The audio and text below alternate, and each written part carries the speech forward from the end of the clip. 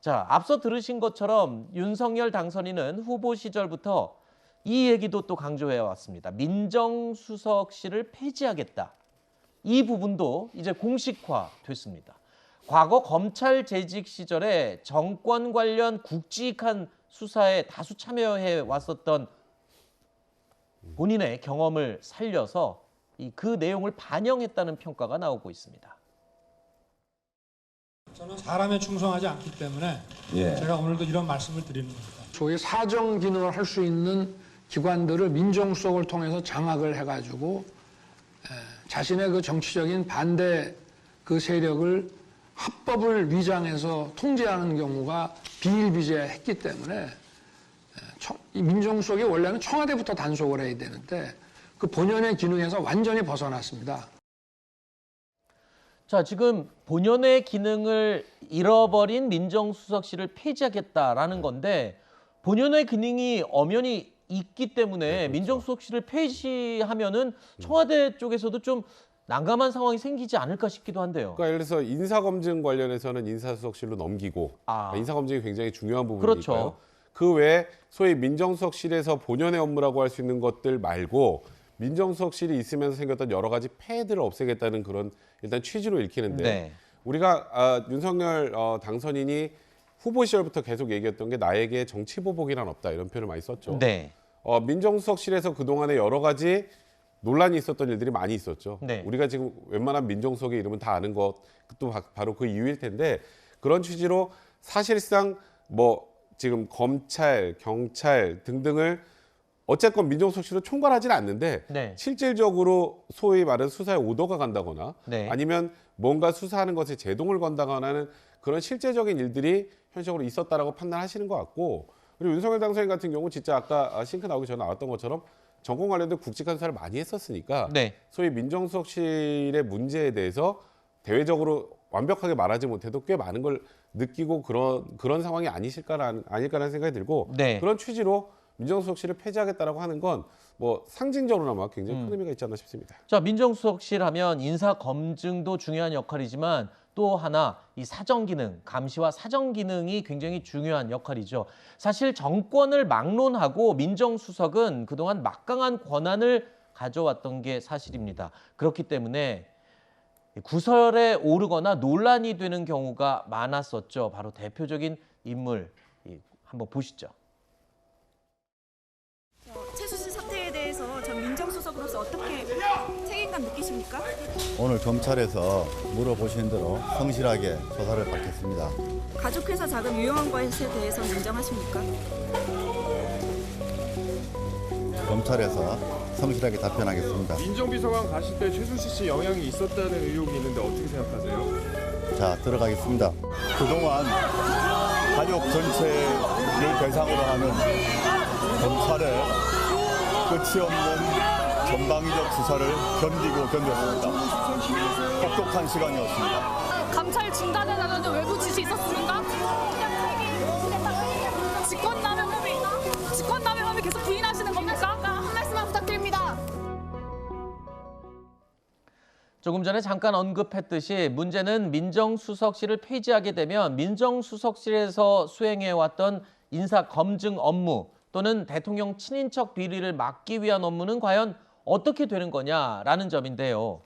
자, 인사검증은 별도 기관이 그리고 친인척 비리 방지 업무는 특별감찰관을 부활해서 맡도록 할 계획이라고 합니다. 특별감찰관은 박근혜 정부 때 도입이 됐지만 문재인 정부에서는 5년 내내 공석으로 비어 있었던 자리죠.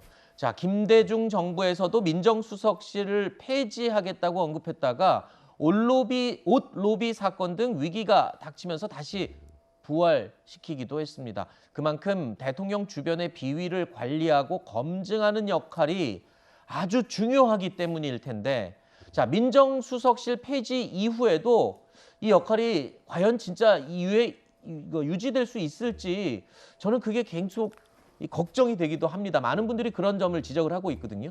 자, 민정수석실은 폐지돼도 역할과 기능을 하는 기관이 있는 만큼 그럼 그 다른 조직들이 또 폐해가 생기는 건 아닌가라는 생각도 들고요. 이제 이런 얘기를 하더라고요. 아까 조금 전에 말씀하셨던 것처럼 김대중 대통령 시절에도 올로비 사건 때문에 결국 부활하지 않았느냐. 네. 그러니까 결국 필요하게 될 것이니 민정수석실을 폐지하면 후에 이름이 다른 사실상 민정수석실이 또 생길 거다. 그렇죠. 이런 어차피 역할을 걱정하시는 분들이 한다면요. 많이 있습니다. 네.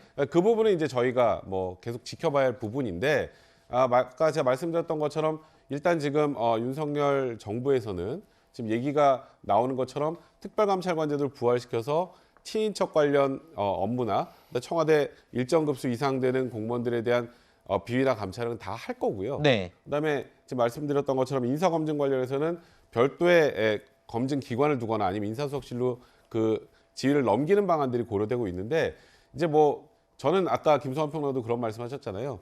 초심을 지키는 게 굉장히 중요하다. 네. 그러니까 윤석열 당선인의 지금 생각은 소위 수사기관에 대해서 네. 정부 차원의 개입을 없애겠다는 그런 그 대원칙을 가지고 지금 어찌 보면 민정수석실을 폐지하겠다고 하는 거거든요. 그 원칙이 잘 지켜지는지 좀 지켜봐야 할 것 같습니다. 알겠습니다. 네, 이건 뭐 검찰총장 출신 대통령이기 때문에 네. 불가피한 조치일 수도 있겠다. 또 한편으로는 그렇죠. 기대가 된다. 뭐 이런 말씀을 좀 드리고요. 그런가 하면 또 우려가 되는 측면도 있어요. 말씀하셨던 것처럼 특별감찰관을 두도록 하고 있는데요. 문재인 정부 시절 내내 사실 민정수석은 비검찰화를 계속해왔거든요. 그러니까 검찰 출신 민정수석을 한 명도 임명하지 않았어요. 네. 그러니까 그거는 검찰 개혁이라고 하는 과제 때문에 그렇게 됐던 거거든요. 네. 조국 전 장관도 어찌 보면 검찰 개혁을 추진하다가 이제 그런 일들이 있었다고도 볼 수 있어요. 그러니까 민정수석실을 없애는 것까지는 뭐 오히려 검찰총장 출신 대통령이기 때문에 네. 그런 부분에 대해서 확실한 선을 긋는 것은 의미가 있다고 보는데 다만 특별감찰관은 그 지금 공수처하고 업무가 겹쳐요. 네. 그리고 특별감찰관은 사전에 뭔가 비위가 있으면 그 비위를 찾아내서 견제하는 역할을 하는 게 아니고요. 네. 사후에 뭐 알선이라든가 아니면 인사청탁이라든가 뇌물을 받았을 때 그거를 비위를 찾아내서 검찰에 고발하는 역할을 하는 거예요. 네. 그러니까 사전에 비위를 막기는 어렵다는 거죠. 네. 근데 그런 면에 있어서 역할의 한계가 조금 있다. 음. 그리고 공수처가 있는 상황에서 특별감찰관의 역할이 공수처하고 겹치게 될 경우는 그러면 또 어떻게 조정할 거냐. 네. 이런 문제들이 여전히 숙제로 남게 되거든요. 그러니까 지금까지 계속 추진해 왔던 것처럼 뭐 공수처를 설치하고 검찰의 수사 기능을 축소하고 이렇게 큰 그림을 만들어 왔던 게 이게 좀 어그러지는 측면이 있단 말이에요. 네. 그런 것들 한꺼번에 같이 조정하는 작업이 필요해야 한다. 이런 생각이 들고요. 마지막으로 짧게 아까 우려 말씀해 주셨잖아요. 네. 민정수석실이 사정이나 이런 업무를 담당해야 하는데 그거 누가 할 거냐 이런 얘기가 있었는데 이명박 정부 시절에 물론 민정수석실이 있기는 했었지만 그 국무총리실 산하에 공직윤리 그 지원관실인가요? 그걸 네. 만들어가지고 거기서 사찰을 또 하기도 했었어요. 네. 그러니까 그게 아마 우려되는 점일 거예요. 민정수석실 없어서 사찰 이제 더 이상 안 합니다. 이렇게 했더니 전혀 엉뚱한 데서 하는 이런 일들이 벌어질 수 있거든요. 네. 그러니까 그런 것까지 끝까지 좀 하지 않았으면 좋겠다. 알겠습니다. 그런 발언 가져봅니다.